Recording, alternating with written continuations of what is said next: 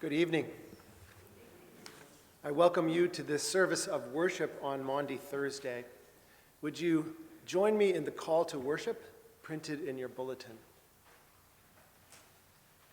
Jesus said, "I give you a new commandment, that you love one another. Just as Christ loved us, we also should love one another. Let us worship God together." Please stand and join in our opening hymn, number 221, O Sacred Head, Now Wounded.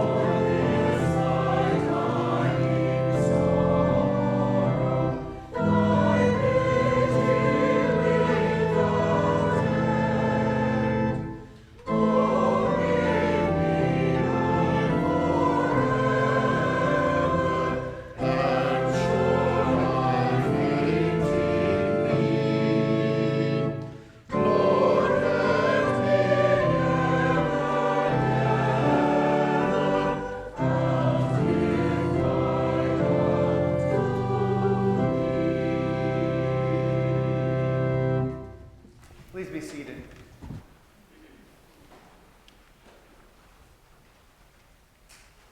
Tonight we will be reenacting, ritually, two of the events that occurred on this night during Holy Week, the night when Jesus was arrested and betrayed. And because for both of those rituals, Jesus' Last Supper with his disciples and Jesus washing the feet of his disciples, he was hanging around the table with them. So I'm going to ask for the beginning of this service that you actually get up and gather around this table. Please join me up here in the front and gather around the table.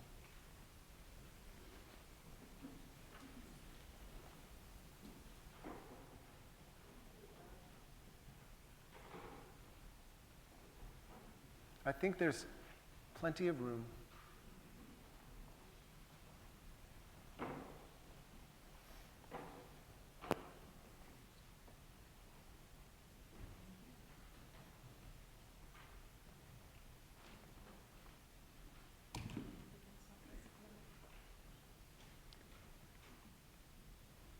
As I mentioned, tonight we remember two of the events that happened on the Thursday of Holy Week. Again, the night when Jesus sat at table for the last time with his disciples in that holy meal, and when he washed the feet of his disciples. Now tonight we don't have a prayer of confession, and we don't have a declaration of forgiveness, because through this ritual, we will enact our confession as we admit our own complicity in the ways in which we are part of that betrayal, just like those disciples were. We'll also hear John's retelling of Jesus' washing of his disciples' feet. And so first, let's hear the story as Matthew tells it. On the first day of unleavened bread, the disciples came to Jesus, saying, "Where do you want us to make the preparations for you to eat the Passover?" Jesus said, "Go into the city to a certain man and say to him, 'The teacher says, my time is near. I will keep the Passover at your house with my disciples.'" So the disciples did as Jesus had directed them, and they prepared the Passover meal. When it was evening, he took his place with the 12, and while they were eating, he said to them, "Truly I tell you, one of you will betray me." And they became greatly distressed, and they began to say to him, one after the other, "Surely not I, Lord." He answered, "The one who has dipped his hand into the bowl with me will betray me. The Son of Man goes as it is written of him, but woe to that one by whom the Son of Man is betrayed. It would have been better for that one not to have been born." Judas, who had betrayed him, said, "Surely not I, Rabbi." And Jesus replied, "You have said so." While they were eating, Jesus took a loaf of bread, and after blessing it, he broke it, and he gave it to them, and said, "Take, eat. This is my body, which is broken for you. Do this in remembrance of me." Then he took the cup, and after giving thanks, he poured it out, saying, "Drink from it, all of you. This is the cup of the new covenant, sealed in my blood, shed for the forgiveness of sins. I tell you, I will never again drink of this fruit of the vine until the day when I drink it new with you in my Father's kingdom." When they had sung the hymn, they went out to the Mount of Olives. And hear the story as told in John's Gospel. Now, before the festival of the Passover, Jesus knew that his hour had come to depart from this world and to go to be with the Father. Having loved his own who were in the world, he loved them to the end. The devil had already decided that Judas, son of Simon Iscariot, would betray Jesus. And during supper, Jesus, knowing that the Father had given all things into his hands, and that he had come from God and was going to God, got up from the table, took off his outer robe, and tied a towel around himself. Then he poured water into a basin, and he began to wash his disciples' feet and to wipe them with the towel that was tied around him. He came to Simon Peter, who said to him, "Lord, are you going to wash my feet?" Jesus answered, "You do not know now what I am doing, but later you will understand." Peter said to him, "You will never wash my feet." And Jesus answered, "Unless I wash you, you have no share with me." Simon Peter said to him, "Lord, not my feet only, but also my hands and my head then." Jesus said to him, "One who is bathed does not need to wash, except for the feet, but is entirely clean. And you are clean, though not all of you." For he knew who was to betray him. For this reason he said, "Not all of you are clean." Jesus said, "I give to you a new commandment, that you love one another. Just as I have loved you, you also should love one another. By this, everyone will know that you are my disciples, if you have love for one another. The one who has dipped his hand into the bowl with me will betray me. We might imagine that each of them did that on that night, and each of them, as is recorded in Scripture, thought it could be he who dipped his bread into the cup with Jesus. Tonight we receive this meal in a somewhat different spirit than usual. We receive it in penitence, knowing that all had a part in the events that followed, as we also give thanks for Jesus' giving of himself in this meal. This is our act of confession. In a moment, you are welcome to receive this communion by taking a piece of bread and dipping it in the cup and eating, as the disciples did on that night. Following that, you're welcome to go to one of the two stations here, the 2 tubs of water, and participate in a ritual of hand washing.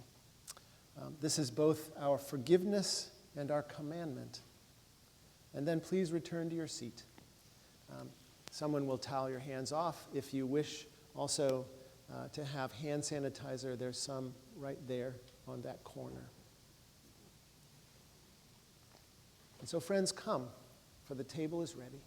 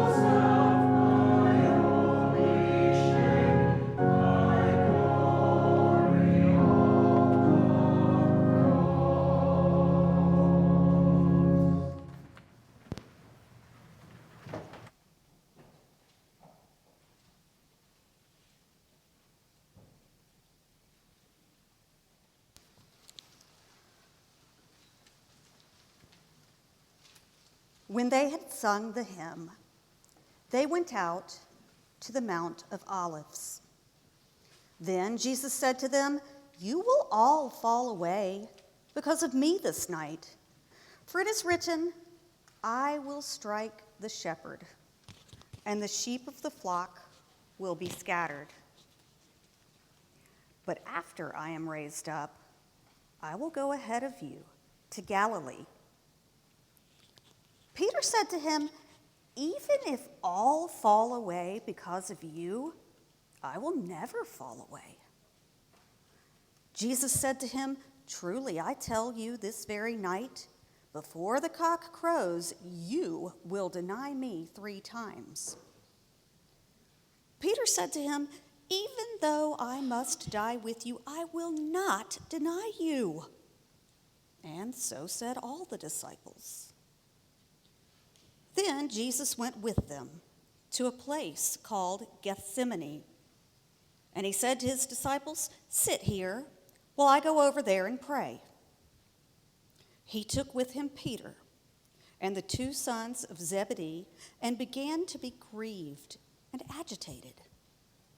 Then he said to them, "My soul is deeply grieved, even to death. Remain here and stay awake."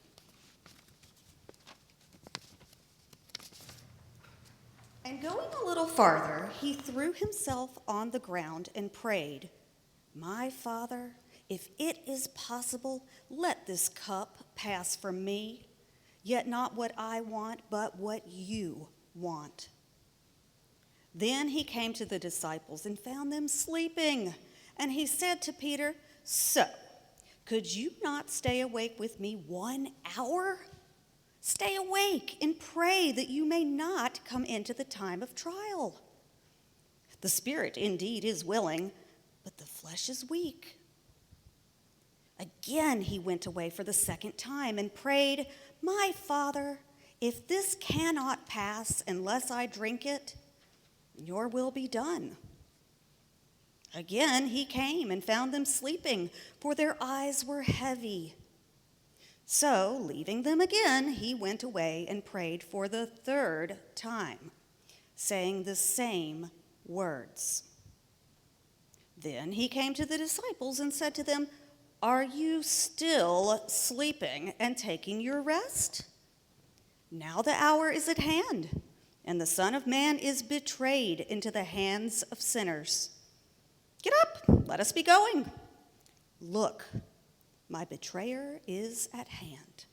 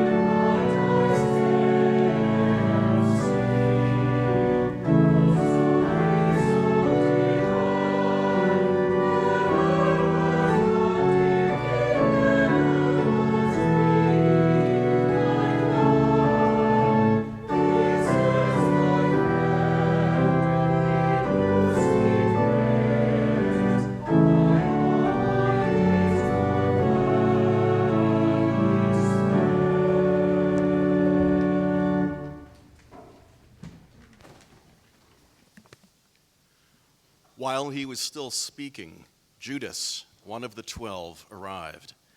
With him was a large crowd with swords and clubs from the chief priests and the elders of the people. Now the betrayer had given them a sign, saying, "The one I will kiss is the man. Arrest him." At once he came up to Jesus and said, "Greetings, Rabbi," and kissed him. Jesus said to him, "Friend, do what you are here to do." Then they came and laid hands on Jesus and arrested him. Suddenly, one of those with Jesus put his hand on his sword, drew it, and struck the slave of the high priest, cutting off his ear. Then Jesus said to him, "Put your sword back into its place, for all who take the sword will die by the sword. Do you think that I cannot appeal to my Father? And he will at once send me more than 12 legions of angels. But how then would the scriptures be fulfilled, which say it must happen in this way?" At that hour, Jesus said to the crowds, "Have you come out with swords and clubs to arrest me as though I were a rebel? Day after day I sat in the temple teaching, and you did not arrest me. But all this has taken place so that the scriptures of the prophets may be fulfilled." Then all the disciples deserted him and fled.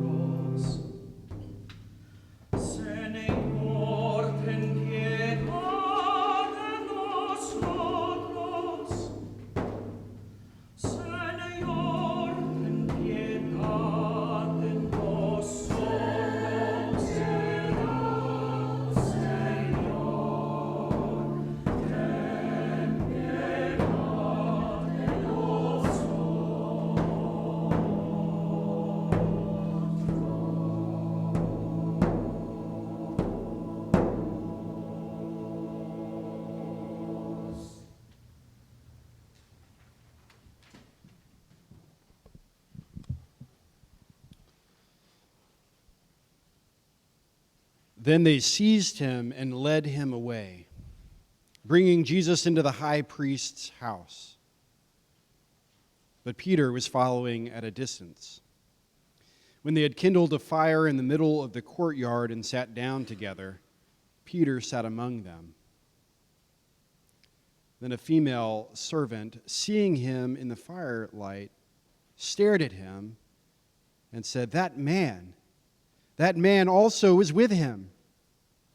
But Peter denied it, saying, "Woman, I do not know him." A little later, someone else, on seeing him, said the same thing. "You are one of them." But Peter said again, "Man, I am not." Then, about an hour later, still another kept insisting, "Surely this man also was with him, for he is a Galilean." But Peter said, "Man, I do not know what you are talking about." At that moment, while Peter was still speaking, the cock crowed. The Lord turned and looked at Peter. And then Peter remembered the word of the Lord, how he had said to him, "Before the cock crows today, you will deny me 3 times." And Peter went out and wept bitterly. Now the men who were holding Jesus began to mock him and beat him. They also blindfolded him and kept asking him, "Prophesy, who is it who struck you?" They kept heaping many other insults on him as well. When day came, the assembly of the elders of the people, both chief priests and scribes, gathered together, and they brought him to their council. They said, "If you are the Messiah, tell us." Jesus replied, "If I tell you, you will not believe. And if I question you, you will not answer. But from now on, the Son of Man will be seated at the right hand of the power of God." All of them asked, "Are you then the Son of God?" He said to them, "You say that I am." Then they said, "What further testimony do we need? We have heard it ourselves from his own lips."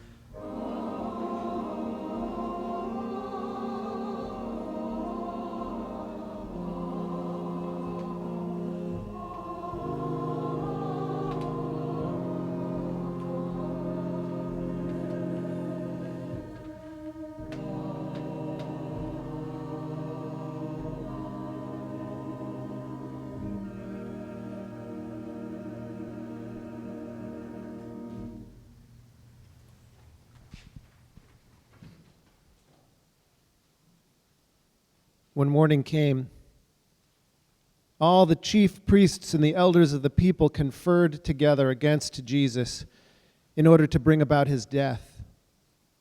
They bound him, led him away, and handed him over to Pilate, the governor.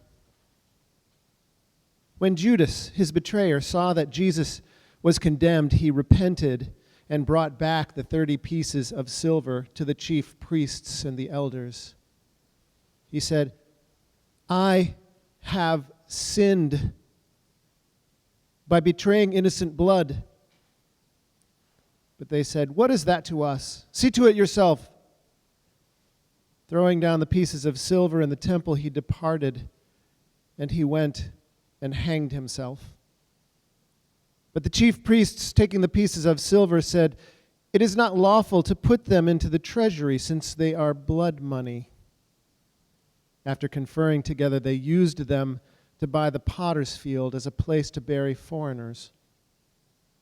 For this reason, that field has been called the field of blood to this day.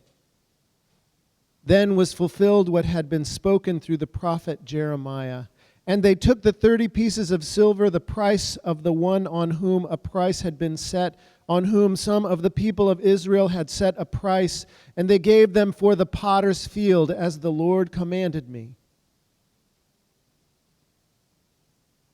Now Jesus stood before the governor, and the governor asked him, "Are you the king of the Jews?" Jesus said, "You say so." But when he was accused by the chief priests and the elders, he did not answer.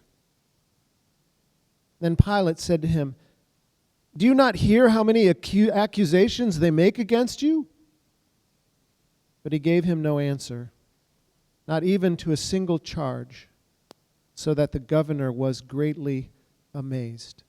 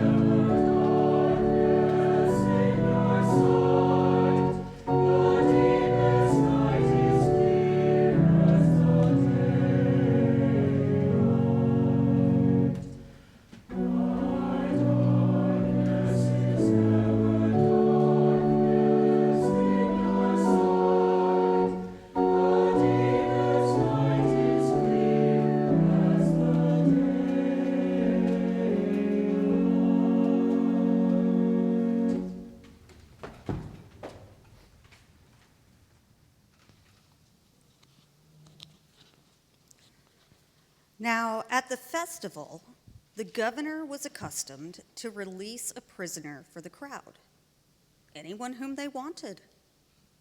At that time, they had a notorious prisoner called Jesus Barabbas. So, after they had gathered, Pilate said to them, "Whom do you want me to release for you? Jesus Barabbas, or Jesus who is called the Messiah?" For he realized that it was out of jealousy that they had handed him over. While he was sitting on the judgment seat, his wife sent word to him, "Have nothing to do with that innocent man, for today I have suffered a great deal because of a dream about him." Now the chief priests and the elders persuaded the crowds to ask for Barabbas and to have Jesus killed. The governor again said to them, "Which of the two do you want me to release for you?" And they said, "Barabbas." Pilate said to them, "Then what should I do with Jesus, who is called the Messiah?" All of them said, "Let him be crucified." Then he asked, "Why? What evil has he done?" But they shouted all the more, "Let him be crucified!" So when Pilate saw that he could do nothing, but rather that a riot was beginning, he took some water and washed his hands before the crowd, saying, "I am innocent of this man's blood. See to it yourselves." Then the people as a whole answered, "His blood be on us and on our children." So he released Barabbas for them, and after flogging Jesus, he handed him over to be crucified.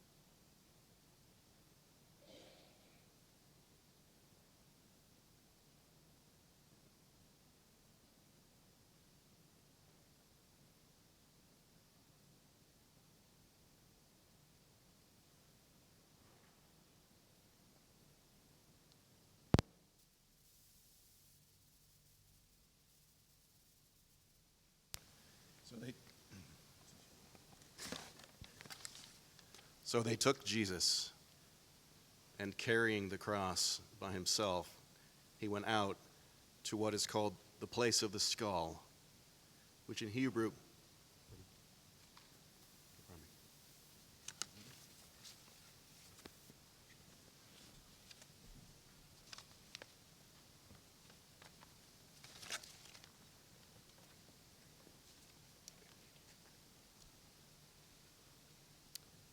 Then Pilate took Jesus and had him flogged, and the soldiers wove a crown of thorns and put it on his head, and they dressed him in a purple robe.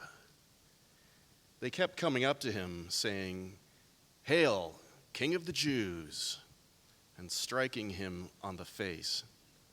Pilate went out again and said to them, "Look, I am bringing him out to you to let you know that I find no case against him."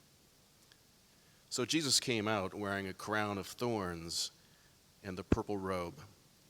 Pilate said to them, "Behold the man." When the chief priests and the police saw him, they shouted, "Crucify him! Crucify him!" Pilate said to them, "Take him yourselves and crucify him. I find no case against him." The Jews answered him, "We have a law, and according to that law he ought to die, because he claimed to be the Son of God." Now when Pilate heard this, he was more afraid than ever. He entered his headquarters again and asked Jesus, "Where are you from?" But Jesus gave him no answer. Pilate therefore said to him, "Do you refuse to speak to me? Do you not know that I have the power to release you and the power to crucify you?" Jesus answered him, "You would have no power over me unless it had been given you from above. Therefore, the one that handed me over to you is guilty of a greater sin." From then on, Pilate tried to release him. But the Jews cried out, "If you release this man, you are no friend of Caesar. Everyone who claims to be the king sets himself against Caesar." When Pilate heard these words, he brought Jesus outside and sat on the judge's bench at the place called the Stone Pavement, or in Hebrew, Gabbatha. Now it was the day of preparation for the Passover, and it was about noon. He said to the Jews, "Here is your king." They cried out, away with him, crucify him." Pilate asked them, "Shall I crucify your king?" The chief priests answered, "We have no king but Caesar." Then he handed them over to them to be crucified.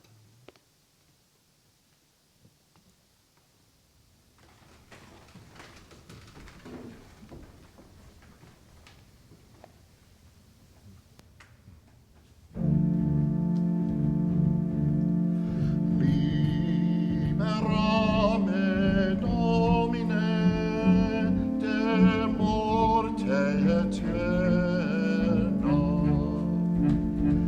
In tie illa tremenda, in tie illa. Quando cieli movendi sunt, quando cieli movendi sunt, et terra dum veneris iudica, reseculum perinem.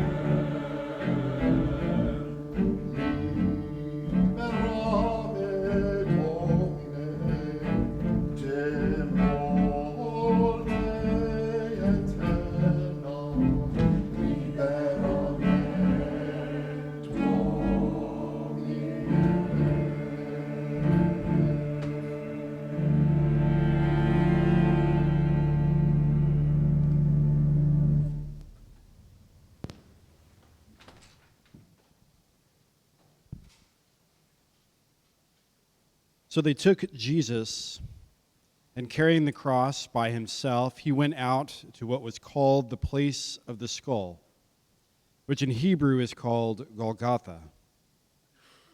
There they crucified him, and with him 2 others, one on either side, with Jesus in between them. Pilate also had an inscription written and put on the cross. It read, "Jesus of Nazareth, the King of the Jews."